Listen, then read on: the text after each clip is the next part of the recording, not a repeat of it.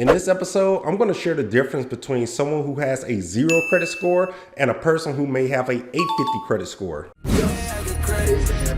You would always want to be on the side of having good credit. Do you think it pays to have good credit?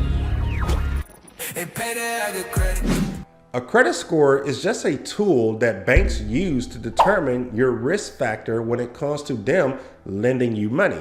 If your credit score is low, you're going to be a high risk, meaning they're not going to trust loaning their money to you expecting to be repaid. If your credit score is high, well, they're going to be very excited to share their money with you because then they're going to make interest back by you paying them back. When I see a 0 credit score, I think of two types of people. One being a teenager or young adult who has never financed or applied for financing a day in their life. And secondly, an older adult who have used credit in the past, but it's been 20 years since they last financed something and they finally paid off their mortgage, and it's been several years since they've used their credit. Regardless of the situation, a 0 credit score simply means 0 credit history within the last 10 years. Now, when I see someone with an 850 credit score, clearly that means this person knows their stuff.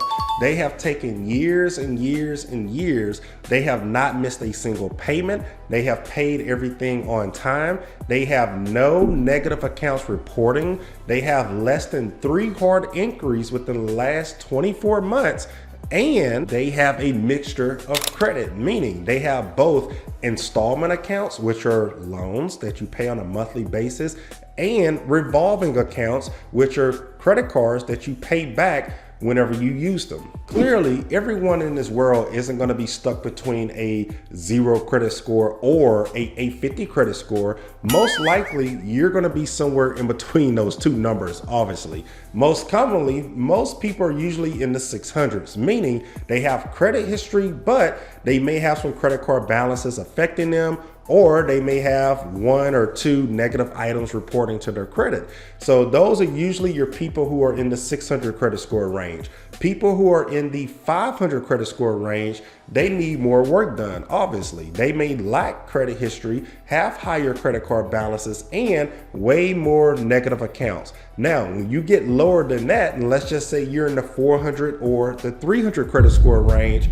you need to stop, reset everything, and restart. You have way too many negative accounts on your credit. You have missed too many payments. You have too many collection items reporting, and you just need to stop and restart everything. You need to start disputing some of those negative accounts. Some of those items may be unverified, incomplete reporting, inaccurate reporting, or you may not even get a response from the creditor whenever the credit bureaus open up or process a dispute. So try disputing some of those negative items for one, okay? You need to build credit history, look into getting a secure credit card, keeping the balances low. You need to add positive credit history to your credit reports. So again, if you're anywhere between the 300 and 400, you need to stop everything and just restart. And as these accounts get older, your scores are going to get higher and higher. If you're in the 500s, you have a much better chance of turning your life around